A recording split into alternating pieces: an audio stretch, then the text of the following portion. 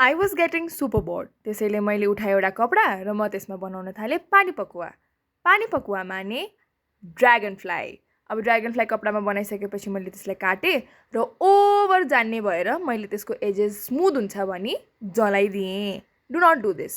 I repeat, do not do this. म smooth हुन्छ भनेको के थाहा थियो यसरी जल्न पुग्छ भनेर। अब जली त गयो, के चाहिँ गर्न सकिन्छ र होइन। त्यही भएर त्यही जलेको कपडामाथि मैले ग्लु लगाएर टास्न थालेँ त्यो हाफ खाले beads. By the way, hi everyone, it's me Manaswi and welcome back to my YouTube channel. आज हामी बनाउँदैछौँ पानी पकुवाको सर्टको पेन। यो बिड्सको काम चाहिँ म बच्चा बेला पनि गर्थेँ होइन, लाइक नट सो बच्चा बेला बट अहिले भन्दा त बच्चै थिएँ। अनि अम्मुको चाहिँ एउटा झोला थियो, त्यसमा चाहिँ भयभरको सिताराहरू हुन्थ्यो के, अनि त्यो चलाएर चाहिँ म एकदम धेरै कुराहरू बनाउँथेँ। त्यसैले यो गरिराख्दाखेरि म मेरो बचपनाको यादमा पनि डुबेँ। यो बिड्सको काम गर्न यति टाइम लाग्छ नि, यति टाइम लाग्छ, म त गर्दा गर्दै बुढी नै हुन्छु भन्ने ठानेको थिएँ, धन्नले 2 घन्टा मात्र लाग्यो।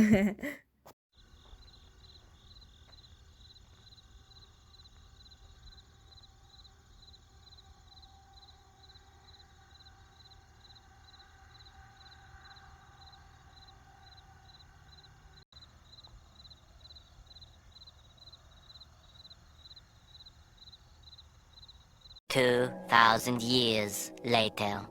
टास्दा गरेर बल्ल पखेटा सक्यो। अब यो ग्लु सुक्न उस्तै तनाव, यति टाइम लाग्छ नि यो सुक्न, तर सुकिसकेपछि जोड चाहिँ बडो मजबुत हुन्छ है। फेभिकलको यही एउटा खासियत चाहिँ मलाई मनपर्छ।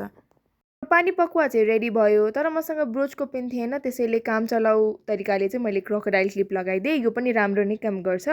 अनि त्यसै गरेर चाहिँ हाम्रो पानी पकुवा सर्ट पेन चाहिँ रेडी भयो। बाई द वे यो यस्तो देख्छ। Thank you so much for watching. By.